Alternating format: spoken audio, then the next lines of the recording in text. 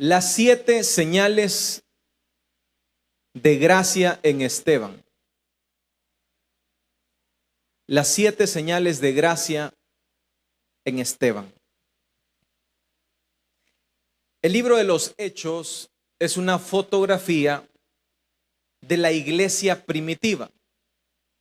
Si usted quiere aprender cómo fueron los inicios de la iglesia primitiva, le recomiendo el libro de Hechos para que usted pueda aprender cómo inició la iglesia, cómo se desarrolló, cómo creció, qué problemas tenía y cómo eran resueltos los problemas en la iglesia primitiva. Todo eso lo relata el libro de los Hechos. Ahora, el libro de los Hechos en su capítulo 2 relata cómo la iglesia funcionó. Dice que ellos se reunían en las casas y unánimes compartían todo. También dice que ahí ellos compartían todo lo que tenían. Todos los que habían creído estaban juntos y tenían en común todas las cosas. Vendían sus propiedades y sus bienes y los repartían a todos según sus necesidades. Dice también Hechos 2:46 que perseveraban unánimes cada día en el templo, partiendo el pan en las casas y comían juntos con alegría, con sencillez de corazón, alabando a Dios y teniendo favor con todo el pueblo. Y el Señor añadía cada día a la iglesia los que habían de ser salvos. De esa manera es que ellos se reunían y ellos estaban unánimes juntos. También el libro de los Hechos relata que cuando las predicaciones iniciales habían los conversos. Habla y da hasta un número en específico. Así que cuando recibieron la palabra de Pedro, fueron bautizados y se añadieron aquel día como 3,000 personas. Y todo esto sucedía en una iglesia burbujeante, creciente, organizada, una iglesia que tenía todo en común y que todo lo traían a los apóstoles. Todo esto era lo que esta iglesia tenía.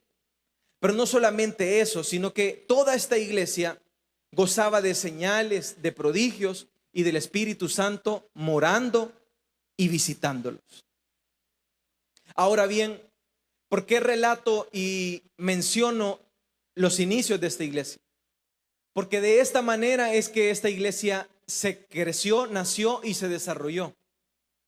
En esta iglesia había organización. En esta iglesia había un mismo espíritu. En esta iglesia se reprendía el pecado. Hechos capítulo 5 habla que cuando Ananías y Zafira llegaron e intentaron mentirle a los apóstoles, las mismas personas ustedes conocen que cayeron literalmente muertas ese día. Y sucedió porque el mismo Pedro le dice: ¿por qué permitiste que Satanás entrara en tu corazón la avaricia? ¿Y por qué permitiste esto? ¿Y por qué todavía le dijo el apóstol, le mentiste al Espíritu Santo? En esta iglesia se reprendía el pecado. En esta iglesia había organización, a tal grado que todos unánimes se repartían el pan y todos unánimes vendían sus propiedades y las traían a los apóstoles. ¿Por qué decimos que era una iglesia organizada? Porque ¿quién va a traer el fruto de su dinero y se lo va a poner a los pies de los apóstoles? Si no hay confianza, si no hay un orden. En esta iglesia se contabilizaban las personas que eran añadidas y eran salvas. El libro de Hechos lo relata, 3,000 personas en la primera predicación. Es decir, era una iglesia pujante, donde se añadían más y más personas, y era una iglesia disciplinada. Tenían horarios establecidos, donde se reunían específicamente a ciertas horas y en ciertos lugares, en el templo y en las casas. Es decir, una iglesia que probablemente podríamos decir no le hacía falta nada. Pero esta iglesia está conformada por gente. Y cuando hablamos de gente, hablamos de imperfección. Hablamos de seres humanos que siempre van a tener inconformidades. Y es natural, porque todos somos seres humanos. Esta iglesia también estaba conformada entonces por seres humanos a los cuales había inconformidad. Y ustedes saben que el mayor enemigo de la iglesia es el diablo, es Satanás. Es pues el que busca matar, hurtar y destruir. Es el que busca también dividir. Y cuando Satanás no encuentra portillos, entonces busca las necesidades de los seres humanos que integran, ya sea una familia, ya sea una iglesia o ya sea una sociedad. Y es ahí donde el mismo diablo encuentra cabida en los seres humanos. Y es por eso que esta iglesia también permitió que hubiera diferencias y disensiones entre ellos. Y es por eso que decía que era una iglesia organizada, era una iglesia que estaba completa, era una iglesia que gozaba de confianza porque todos traían a los pies de los apóstoles lo que vendían. Pero en medio de todo esto, siempre el diablo va a intentar dividir, creando siempre grupos sectarios dentro de la congregación. Es por eso que a usted y a mí no nos debe asustar como seguidores y como hijos de Dios y como discípulos del Señor. ¿Cuántos somos discípulos del Señor?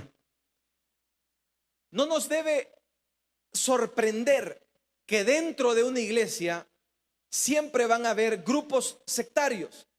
Es decir, grupos que tienen diferentes argumentos, divisiones y siempre buscan tener una corrupción interna y dividir.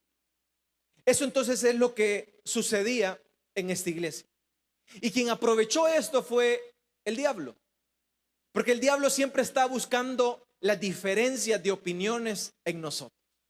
El diablo siempre está buscando las disensiones entre nosotros. El diablo lo que está buscando es los que pensamos de X manera, nos sentamos de este lado. Los que pensamos de XY manera, nos sentamos del otro lado. Es por eso que no nos asuste decir nuestros mismos dichos. Los de la mañana decimos unos. Y otros también decimos, es que los de la tarde. Y los de la mañana son de una manera y de los de la tarde son de otra manera. Los grupos sectarios siempre han habido en la iglesia desde sus inicios.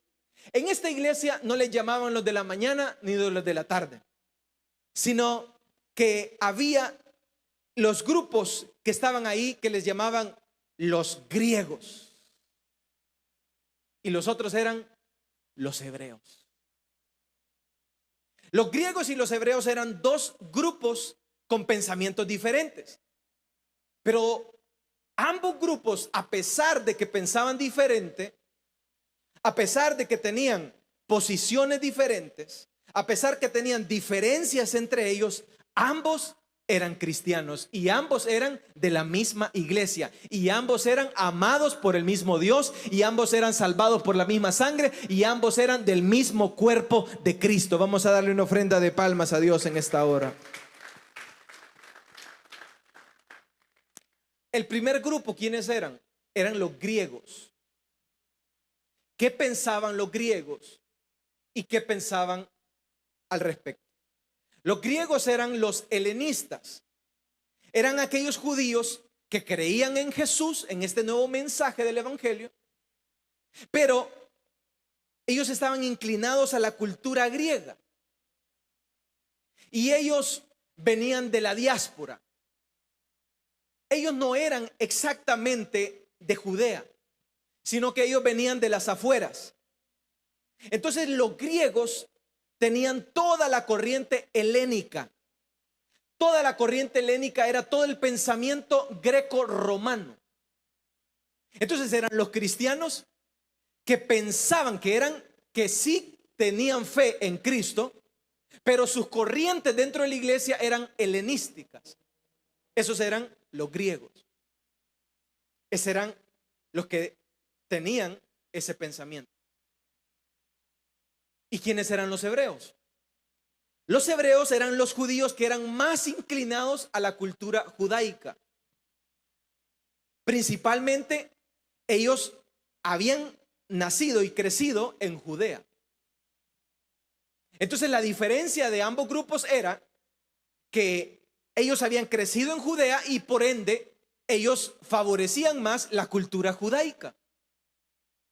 Al contrario de los griegos que venían de fuera de Judea, venían de todo el imperio romano y ellos tenían más tendencia a toda la cultura de donde ellos provenían. Era lógico. Ahora, todos ellos eran seguidores de Jesús, pero ahora tenían que estar dentro del templo, dentro de las mismas casas y compartiendo el mismo evangelio. Y ahí es donde se da la diferencia y ahí es donde se da la disyuntiva. Ahí es donde se da la situación. Ahora, ¿cuál es la situación que se da? La situación que se da es la siguiente, que tal como leíamos, dice que en aquellos días, como crecía en número los discípulos, la murmuración de los griegos contra los hebreos.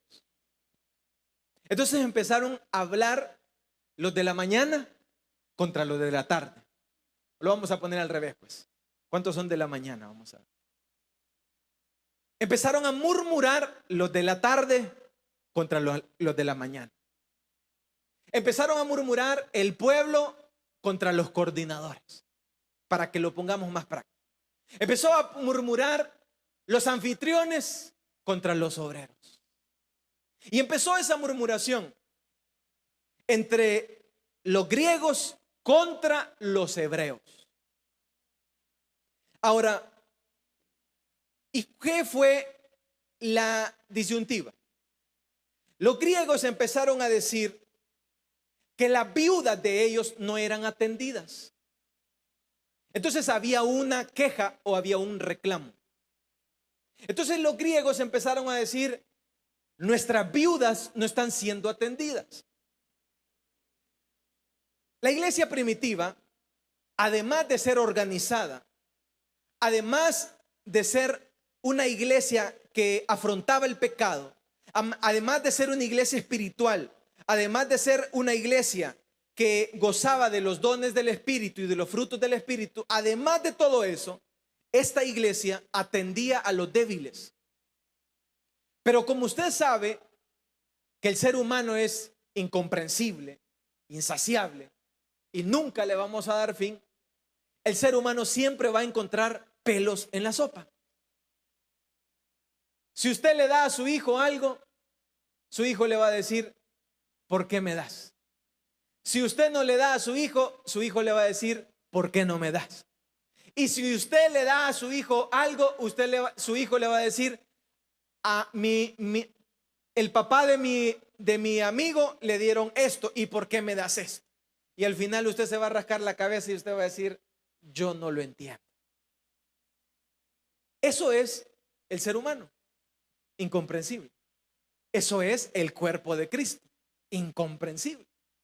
Si usted le dice, nos vamos a poner un color de uniforme, color azul, van a aparecer los del partido del color rojo.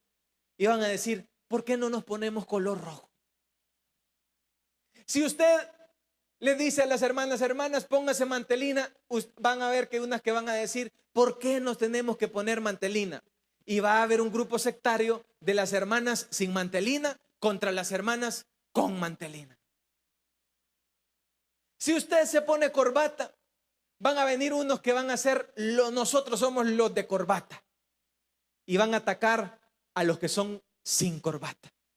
Y así eso nunca va a parar y nunca va a estar. Porque desde el inicio de la iglesia primitiva iniciaron los grupos sectarios haciendo sus reclamos y poniendo sus quejas.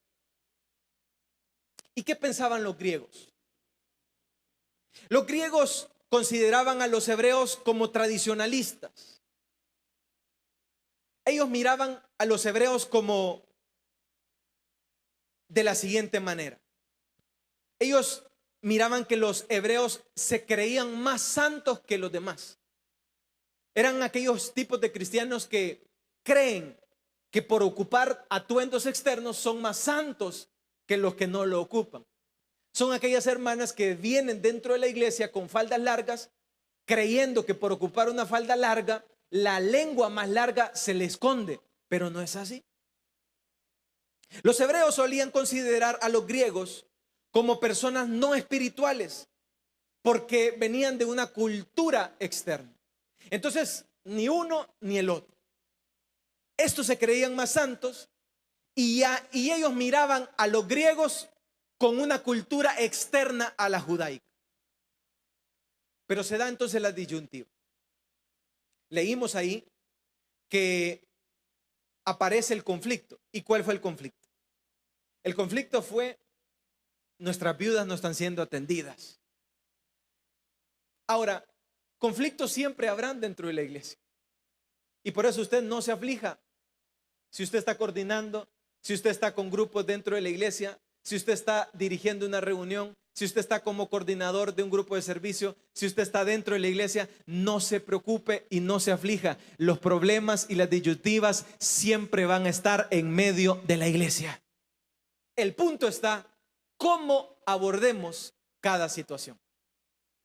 Sucedió el problema y Satanás está ocupando las oportunidades para dividir la iglesia siempre. Satanás siempre va a ocupar nuestras diferencias. Satanás siempre va a ocupar de que somos de un grupo o somos del otro, que pensamos de una manera o pensamos de otra.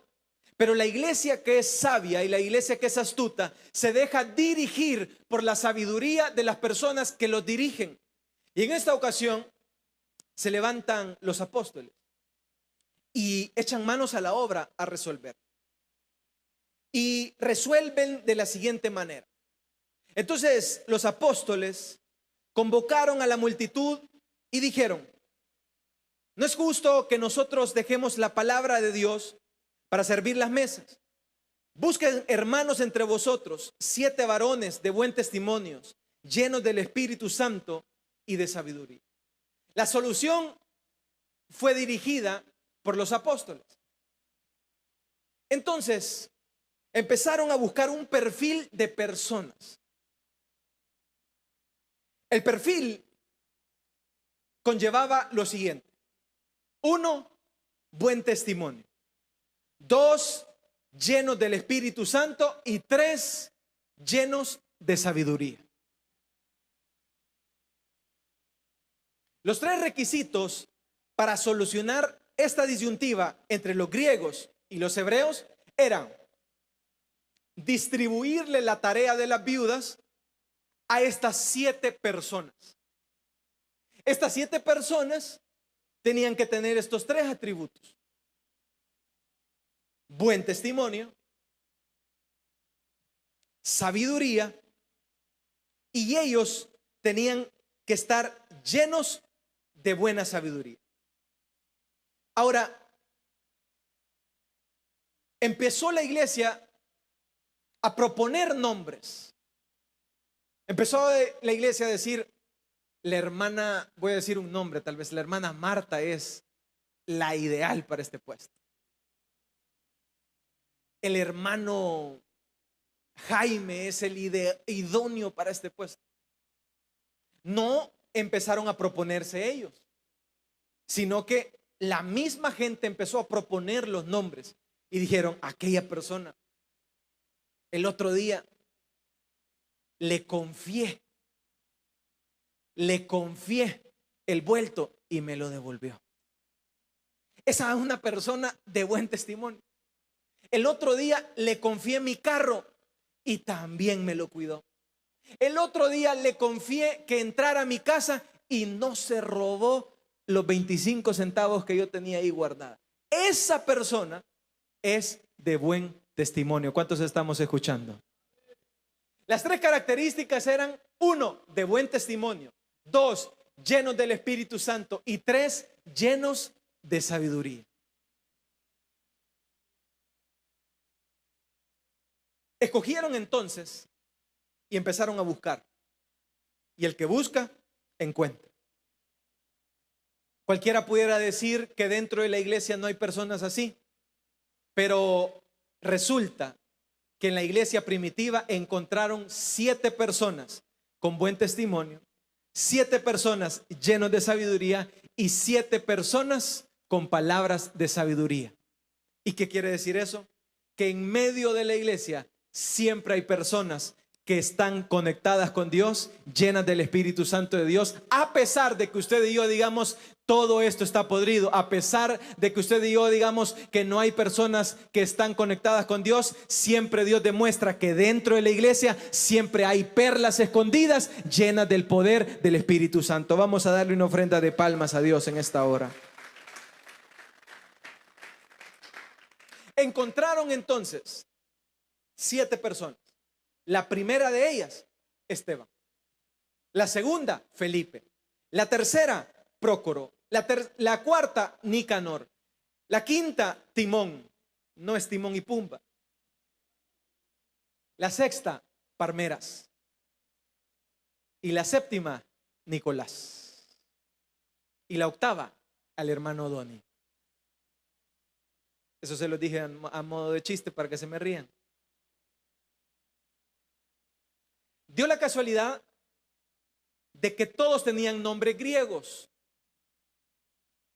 Es decir, los que estaban reclamando tenían dentro de sus grupos a estas 7 personas. Los que estaban poniendo la queja, dentro de ellos tenían a esas personas sabias. Ahora, todo este conflicto resultó para bien.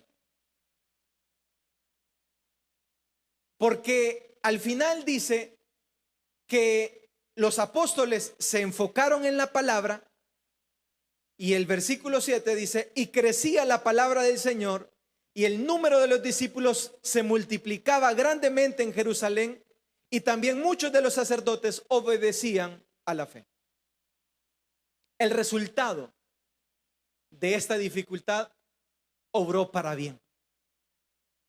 Porque el que es dueño de la iglesia, el que es el pastor de los pastores, el pastor de los apóstoles, no es el hombre que está al frente, no es el Moisés, no son los apóstoles, sino que es el Espíritu Santo, el que es dueño de la iglesia. Él es el que la dirige, Él es el que la lleva y los líderes simplemente se deben de dejar guiar por el dueño de la iglesia. Vamos a darle una ofrenda de palmas a Dios en esta hora. Ahora bien, aparece nuestro personaje de esta noche, Esteban. Esteban era del grupo de los griegos, porque su nombre era griego. Es decir, era de los que venían fuera de Judea. Y aparece Esteban, y lo sorprendente de Esteban es lo siguiente. En primer lugar, de los 7 que escogieron, solo Esteban y Felipe son vueltos a mencionar una vez más en la Biblia. De los 7 entonces, Esteban y Felipe son especiales. De los 7. Así como dentro de los 12 apóstoles, habían unos que se recostaban en el pecho de Jesús. Esteban describe la Biblia y en todo el libro de Hechos, en su capítulo 6 que acabamos de leer, 7 atributos solo de Esteban. 7 que vamos a aprender en esta noche. 7 descripciones de un diácono. 7 descripciones de un servidor. 7 descripciones de un discípulo del Señor. 7 atributos que describen a Esteban. El primero, cuando ellos buscaron la selección, dijeron, necesitamos personas de buen testimonio. Atributo número 1. ¿Qué es testimonio? Testimonio es que a usted se le pueda confiar algo. Testimonio es que a usted le puedan encomendar algo. Testimonio es que la misma gente puedan dar fe que a usted no lo han visto saliendo de un motel.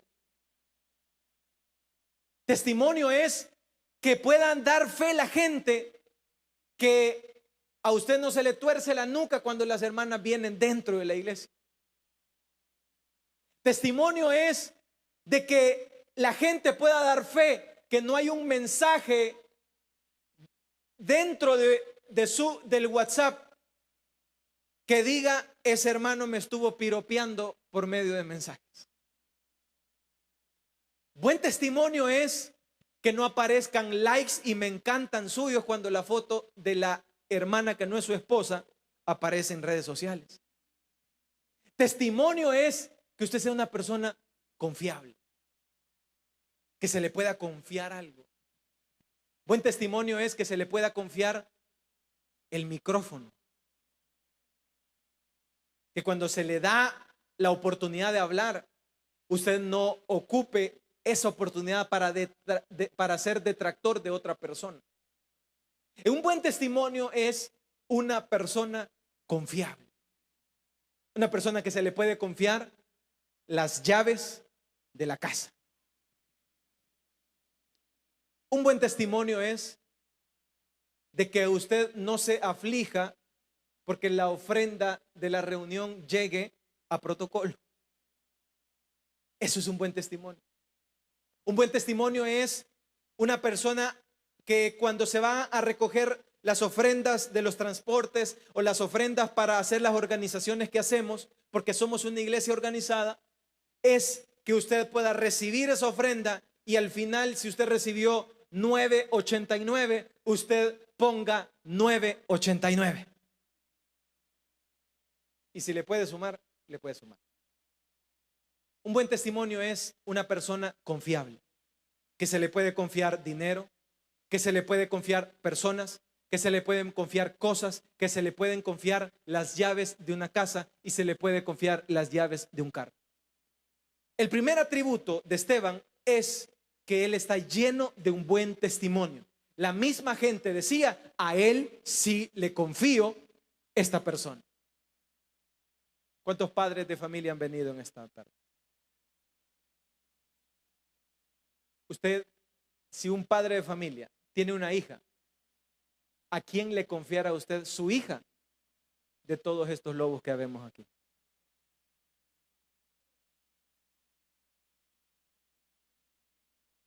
¿Usted se la dejaría a algún líder de jóvenes de los tantos que han pasado acá?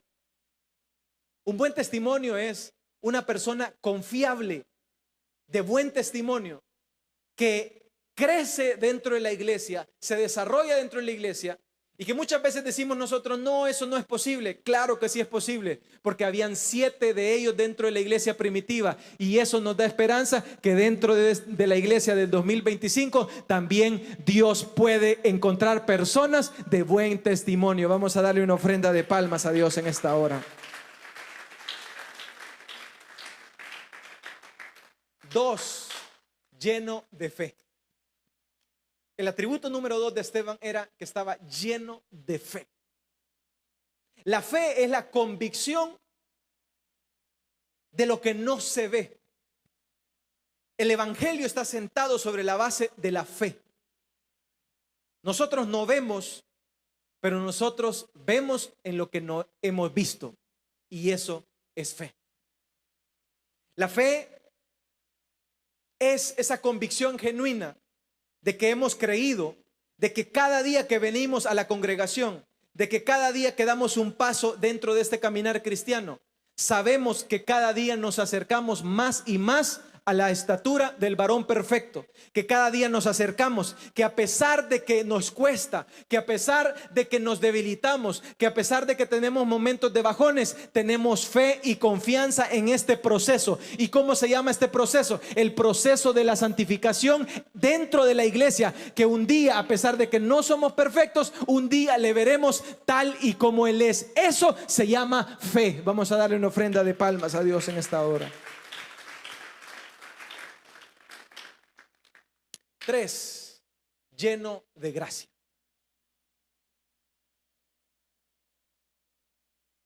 Esteban estaba lleno de gracia. La gracia es ese favor inmerecido en que aquellas personas reconocemos que todo lo que tenemos se lo debemos a Dios. ¿Cuántos saben eso? Que todo lo que somos se lo debemos a Dios. Que todo lo que poseemos se lo debemos a Dios. Y que nada de lo que tenemos es por obra nuestra o por fuerzas nuestras, sino que todo lo que somos y todo lo que tenemos le pertenece a Dios, y gracias a Él y a su misericordia es que estamos en este lugar. La gracia es reconocer, no de palabras, sino que todos los días con nuestros hechos y con nuestras actitudes, que somos personas inmerecedoras del favor de Dios en nuestras vidas. Esteban sabía que él venía de una cultura edénica, que él venía de las afueras de Jerusalén, pero él tenía algo y un favor que él no merecía. ¿Y cuál era ese favor? A él se le había revelado el evangelio de las nuevas nuevas. Se le había revelado el evangelio de la gracia de Dios. Pero no solamente eso. Número 4, tenía poder. Y el poder es un poder sobrenatural en el que todos los cristianos podemos optar por medio del Espíritu Santo a ese poder. Un poder en el que dice, el mismo Jesús dijo: mayores cosas haréis vosotros en mi nombre. Pondréis las manos sobre los enfermos, y dice su palabra, y los enfermos serán sanados. Esteban tenía poder. Poder para sanar. Poder para libertar endemoniados. Y esta iglesia primitiva gozaba de los atributos de diáconos como Esteban, que cuando Esteban estaba ahí, dice que hacía señales y prodigios, sanaba y hacía milagros. ¿Y dónde venía todo eso? Es que Esteban tenía el poder del Espíritu Santo en su vida. Y ese poder y ese atributo no solamente está escrito aquí porque solamente era para Esteban, sino que todos estos atributos, los 7 de ellos, están aquí escritos para que usted y yo tengamos fe y confianza que el mismo Dios de ayer es el mismo Dios de hoy. El mismo Espíritu de ayer es el mismo Espíritu de hoy, que puede dar conforme Él quiere y conforme Él puede repartir. Vamos a darle una ofrenda de palmas a Dios en esta hora. El quinto atributo, sabiduría.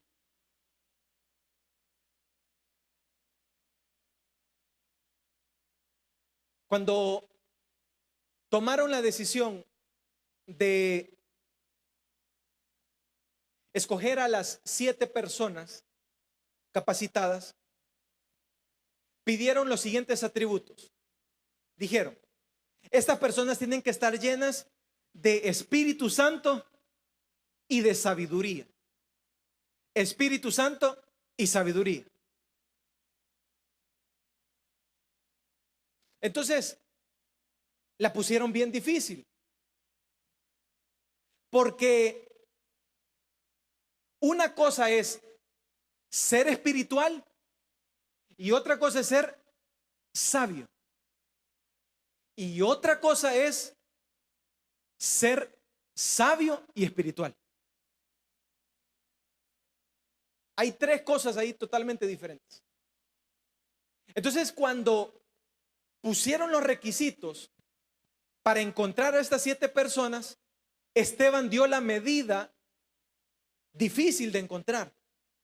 que es encontrar una persona llena del Espíritu Santo y con sabiduría. ¿Y qué significa eso? Es una persona que es espiritual, que está conectado con el Espíritu Santo y tiene sabiduría. ¿Y qué es sabiduría? Sabiduría es conocimiento práctico. Entonces, esta combinación es casi difícil e imposible de encontrar. ¿Por qué? Porque hay personas que están llenas de Espíritu Santo. Es decir, son espirituales y espirituales. Pero se van a una atmósfera espiritufláutica que son inalcanzables.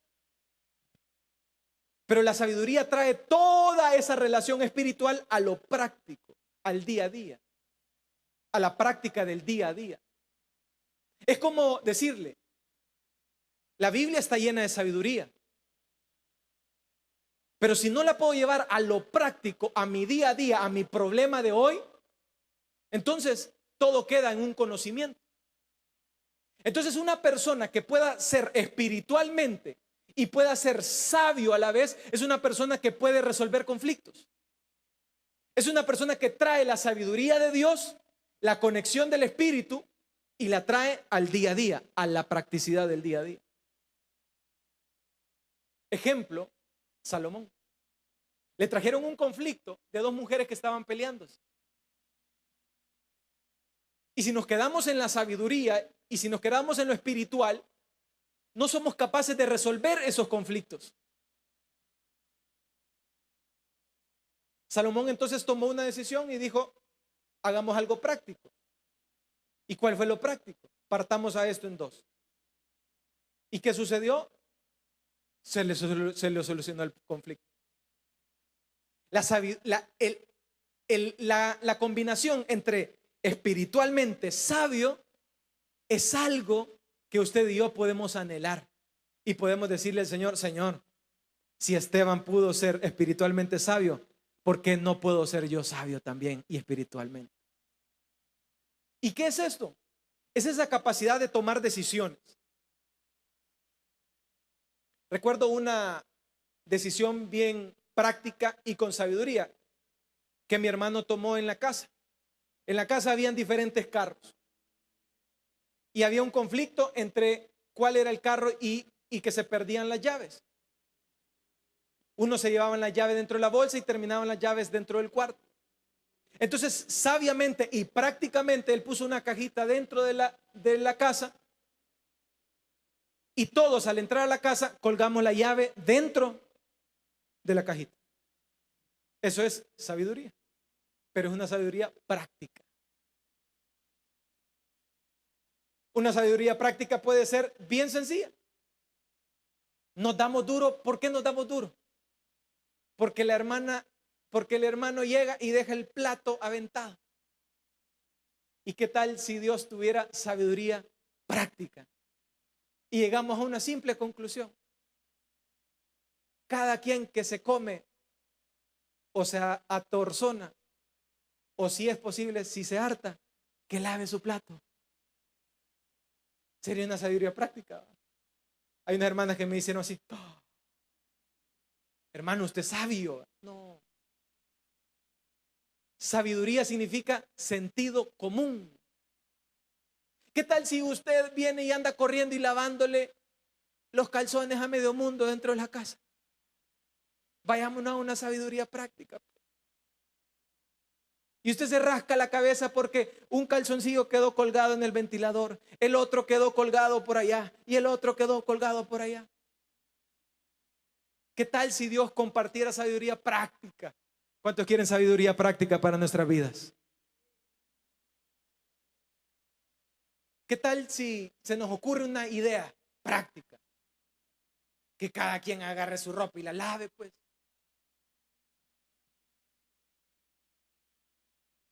¿Qué tal si nos vamos a una sabiduría práctica? Usted se fija cómo nos cuesta ahorrar y no ahorramos.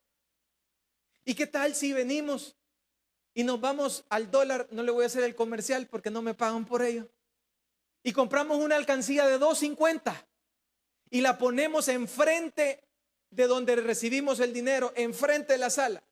Y cuando recibimos el dinero, ahí va a estar la alcancía enfrente de nosotros. Y vamos a ser capaces de hacer lo que nunca hemos podido hacer en 25 años y estamos a punto de morirnos. Y vamos a poder ahorrar. Eso es sabiduría práctica, traer el conocimiento a la práctica de la vida. Vamos a dar una ofrenda de palmas a Dios en esta hora.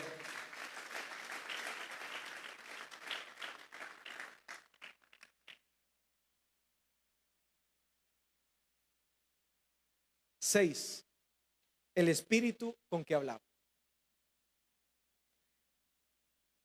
Le armaron un embrollo a este mismo Esteban y lo llevaron a sentarlo frente a los principales.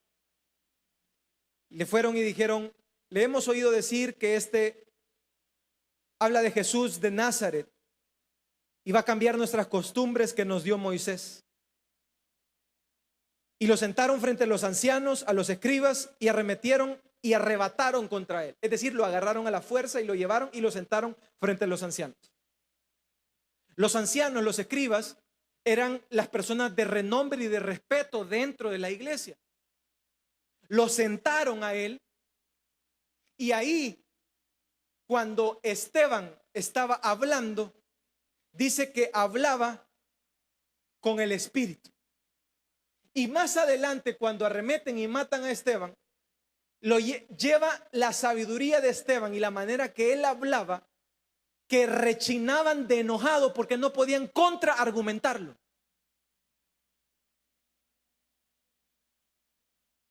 ¿Alguna vez usted se ha enojado con su esposo? Y usted rechina los dientes y usted dice: ¡ah! ¿Cuántas hermanas no domadas todavía? Y usted rechina de enojado y usted dice: es que tiene razón. El Espíritu nos lleva a eso. Esteban provocó en estas personas que cuando él hablaba, dice que no podían resistir con la sabiduría y con el Espíritu que él hablaba. ¿Y saben por qué? Porque él estaba lleno de Espíritu. Pero miren lo que sucede en el séptimo atributo, que es el rostro de un ángel. Leámoslo juntos. Entonces, versículo 15, 6:15. Todos los que estaban sentados en el concilio, al fijar los ojos en él, vieron su rostro como el rostro de ¿qué? De un ángel. Hagamos el ejercicio. Ve a la persona que tiene la par.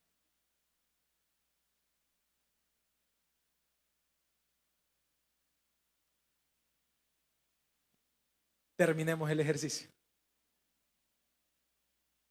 ¿Qué es lo que vio? No me diga. ¿Alguien vio algún ángel por ahí? ¿Alguno? Por aquí hay un ángel. Miren lo que estaba sucediendo. Sientan a Esteban frente a los ancianos, lo acusan y le hacen falso testimonio. Entonces, los ancianos, es como que ustedes lo acusaran de pecado dentro de la iglesia y lo traen donde el pastor. Y le dicen: mire, este hermano es así. Lo traen donde el pastor y cuando el pastor lo vea a usted así. Así como ese ruido. Que vengan a acusarlo y decirle: hermano, yo lo vi a él saliendo del motel. Y cuando el pastor lo vea a usted, lo vea: yo no veo ningún motel. Yo lo que veo es ángeles. Hermano, mire, yo lo que veo aquí es que esta hermana le estaba chateando al otro hermano. Y cuando la vean, cara de ángel. Cuando pusieron a Esteban, los pastores vieron ángel, una cara de ángel en él. Aprendamos qué es lo que estaba sucediendo. Cuando sientan a Esteban, lo estaban acusando falsamente. Y de lo que lo estaban acusando era sinónimo de muerte. Más adelante lo terminan matando. Entonces, ¿qué significa tener una cara de ángel? Una cara de ángel significa que a pesar de que yo esté en medio de un problema, a pesar de que me estén acusando falsamente, a pesar de que esté en una situación en mi vida, yo puedo tener paz en medio de las tormentas. Una cara de ángel es esa persona que a pesar de que lo están acusando, que a pesar de que lo pueden matar, que a pesar de que dicen que está sucediendo esto, esa persona tiene paz en medio de las acusaciones. Una cara de ángel significa que a pesar de que lo están acusando, que a pesar de que lo están maltratando, esa persona tiene confianza. Una cara de ángel significa que a pesar de que le están diciendo de que él es el malo, esa persona, a pesar de que lo pueden matar, esa persona tiene una relación y conoce a Dios. Una cara de ángel significan tres cosas. Uno, que tiene paz en medio de las tormentas. Dos, que tiene confianza en un Dios verdadero. Y tres, que conoce a Dios, no de mentiras, sino que de verdad. Vamos a darle una ofrenda de palmas a Dios en esta hora. Éxodo 34:29, abra su Biblia.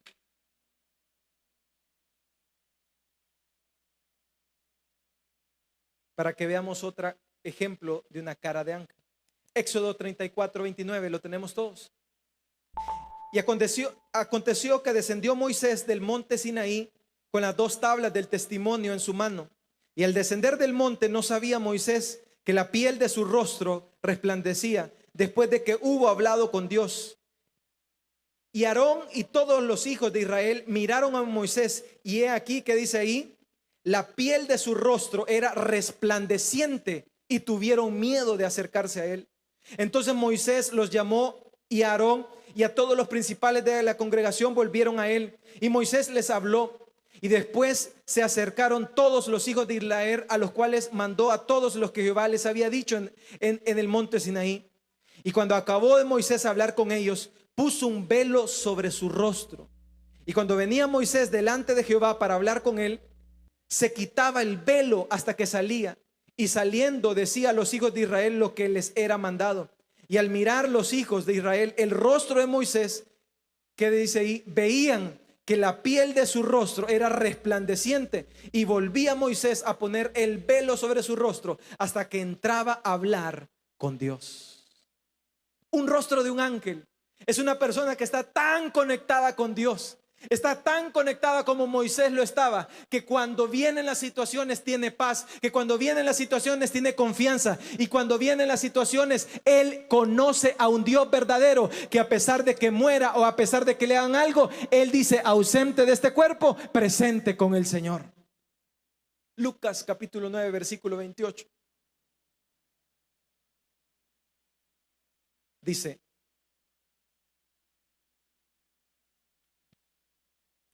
¿lo tenemos todos?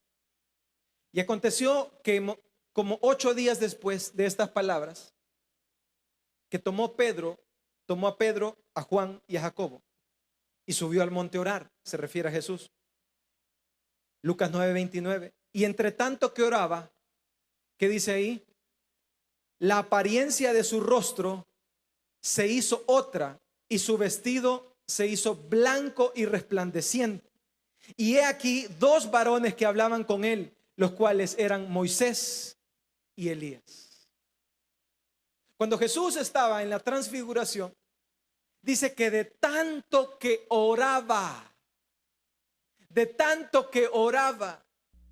la apariencia de su rostro se hizo otra. Este es otro ejemplo del rostro de un ángel. Y usted me dirá, hermano, entonces, ¿cómo lograr los 7 atributos que tenía Esteban? Jesús nos da la clave. Y aconteció que Jesús, de tanto que oraba, su rostro se hizo y sus vestidos se hicieron blancos y resplandecientes.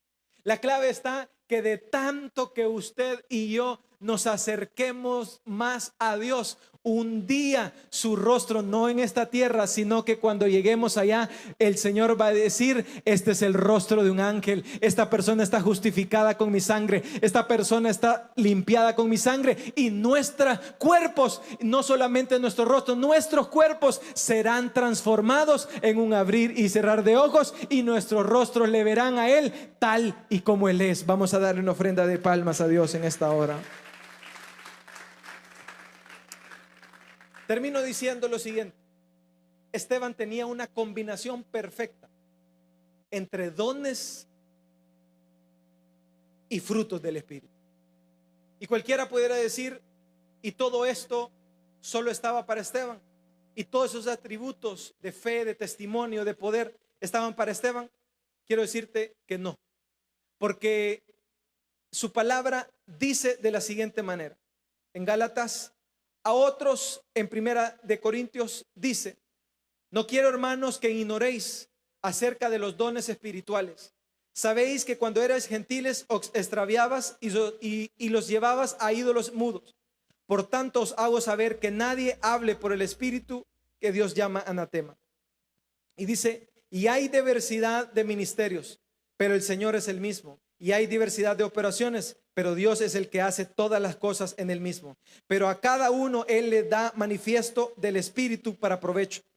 Porque a este es dada Espíritu palabra de sabiduría, a otro palabra de ciencia según el mismo Espíritu, a otros fe por el mismo Espíritu, y a otros dones de sanidades por el mismo Espíritu, a otros el hacer milagros, a otros profecías, a otros discernimiento de espíritu, a otros diversos géneros de lenguas, y a otros interpretación de lenguas. Pero todas estas cosas las hace el mismo Espíritu, repartiendo a cada uno el particular como Él quiere. Quiero decirte, el mismo Espíritu que repartió en Esteban, el mismo Espíritu que repartió en Procoro, el mismo Espíritu que repartió en Felipe, es el mismo Espíritu que puede repartir en la iglesia de 2025. Él es el mismo de ayer, Él es el mismo de hoy, y Él es el mismo de siempre. Vamos a darle una ofrenda de palmas a Dios en esta hora.